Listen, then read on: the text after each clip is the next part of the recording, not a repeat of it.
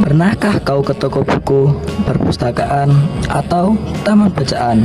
Tidakkah kau merasa istimewa ketika berada di dalamnya? Di sekelilingmu ada berbagai toko dari dunia nyata dan khayal. Tempat yang pernah kau kunjungi dan yang belum. Informasi dan cerita dari masa lalu, masa kini, dan masa depan. Semua berpadu, semua berada dalam genggamanmu. Saat berada di antara buku, tidakkah kau merasa menjadi raja dan ratu? Ruang dan waktu seolah menyatu tanpa batas. Kau bisa terbang melintasi sekat negara dan melewati berbagai zaman. Kau bisa menyelam ke dalam samudera, melayang di angkasa, bercanda dengan aneka satwa, dan berkelana di tengah padatnya kota, juga di rimba raya. Kau tahu, buku adalah jendela dunia, kunci pengetahuan, dan pintu wawasan. Muhammad Hatta, sang proklamator, berkata, "Aku rela di penjara asalkan bersama buku, karena dengan buku aku bebas.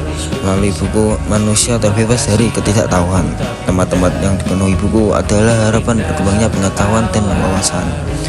Apa terjadinya jika kota tanpa buku? Panaskah dia disebut kota? Di kota itu mungkin kabar datang dari sumber lain, dari koran, televisi, atau internet. Mungkin informasi dan cerita datang dari cerita nenek moyang, bagai dongeng-dongeng sebelum tidur. Irama warganya pun tiada beda. Bangun pagi, bertebaran di muka bumi untuk berbagai keperluan, untuk kembali pulang siang atau sore harinya. Setelah itu mereka berangkat tidur dan memulai hari berikutnya. Semua serupa.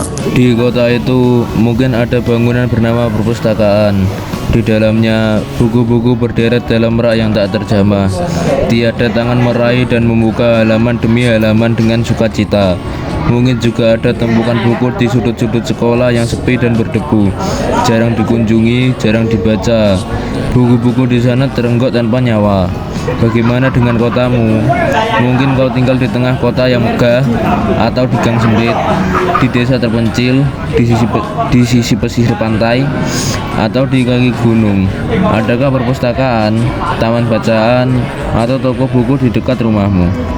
Ada. Apakah tempat itu menjadi wadah berkumpulnya anak-anak dan warga, menjadi pusat perkembangannya wawasan dan pengetahuan, atau hanya menjadi pajangan? Maukah kamu menjadi orang yang menghidupkannya? Kau bisa mengunjunginya dan mengajak teman-teman membaca dan berbagi cerita di sana. Jadikan tempat itu sumber kegembiraan dan pengetahuan. Kadang ku lupa akanmu Amalia, siap sedia tiap ku bercerita. Ku beruntung jadi anakmu bunda.